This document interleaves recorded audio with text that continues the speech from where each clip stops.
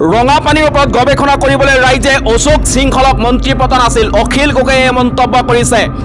গুৱাহাটীৰ ভয়ংকৰ বান পৰিস্থিতি সন্দৰ্ভত নগাঁৱত প্ৰতিক্ৰিয়া প্ৰকাশ কৰিলে ৰাইজৰ দলৰ সভাপতি তথা বিধায়ক অখিল গগৈয়ে। তেওঁ কয় যে অশোক সিংহল নামৰ বেপাৰীজনৰ পৰা গুৱাহাটীৰ উন্নয়ন দপ্তৰ বিভাগৰ দায়িত্ব কৰ্তন কৰিব লাগে।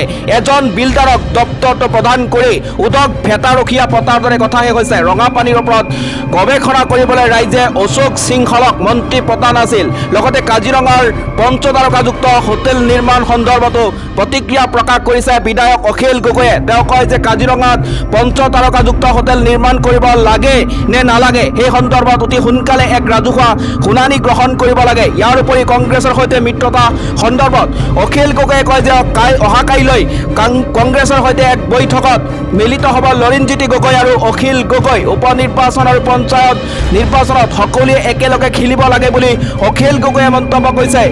ইফালে মুছলমানৰ ওচৰত মাটি বিক্ৰী কৰিব নোৱাৰা প্ৰসংগত মুখ্যমন্ত্ৰীক তীব্ৰ সমালোচনা কৰে বিধায়ক অখিল গগৈয়ে। এনেকুৱা কথা ভাৰতৰ ইতিহাসত কোনো ঠাইতে নাই।